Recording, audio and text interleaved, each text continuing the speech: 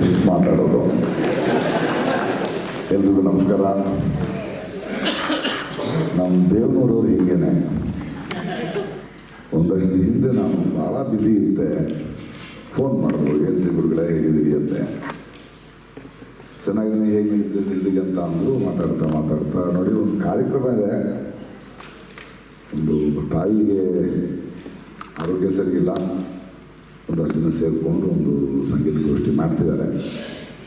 ಅದಕ್ಕೆ ತಾವು ಬರಬೇಕು, ಡೇಟು ಒಂದೇ, ಈ ಡೇಟ್ ಹೇಳಿದ್ರು. ಆಗುಗಳೇ ನಾನು ಸ್ವಲ್ಪ ನೋಡಿ ಹೇಳಿದ್ನಲ್ಲ, ಹಂಗೆಲ್ಲ ಆಗಲ್ಲ, ಅದು ನೀವು ಸಹ ತಪ್ಪಿಸ್ಕೊಬಿಡಿ, ಬಂದ್ಬಿಡಿ ಅಂತ ಫೋನ್ ಇಟ್ಕೊಂಡು.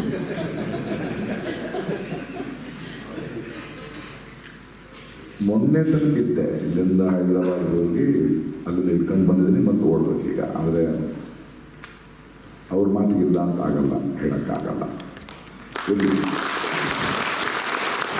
ಆದರೆ ಬಂದು ಭಾಳ ಸಂತೋಷ. ಒಬ್ಬ ನಮ್ಮನ್ನೆಲ್ಲ ಸಲಹುವ ಬೆಳೆಸುವ ಒಂದು ತಾಯಿಗೆ ಇಷ್ಟೊಂದು ತಾಯಿ ಹೃದಯ ಉಳ್ಳವರಿಗೆ ಬಂದಿದ್ದೀರಲ್ಲ, ಬಹಳ ಸಂತೋಷ.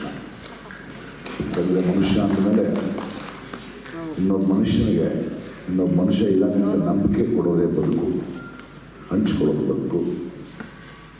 ಇದು ಬರೀ ಈ ಹುಡುಗನ ತಾಯಿ ಅಷ್ಟೇ ಅಲ್ಲ, ಒಂದು ಸಮಾಜದಲ್ಲಿ ಒಂದು 10 ಜನ ಸೇರಿ ಮಾಡಿದಾಗ ಅದರ ಒಂದು ಪ್ರಖರತೆ ಮತ್ತು ಅದರ ಒಂದು ವಿಷಯ, ಒಂದು ಸ್ಫೂರ್ತಿ ಬಹಳ ಜನಕ್ಕೆ ಹೋಗುತ್ತೆ.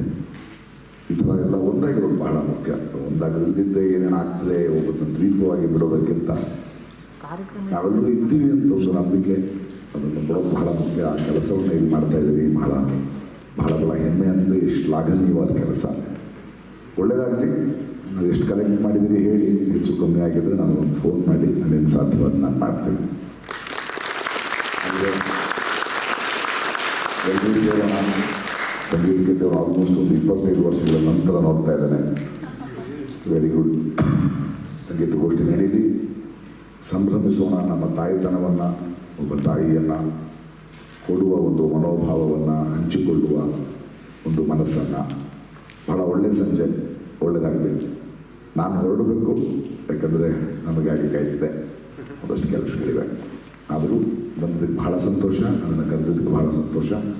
ಒಳ್ಳೆಯದಾಗಲಿ ಅದು. Thank you.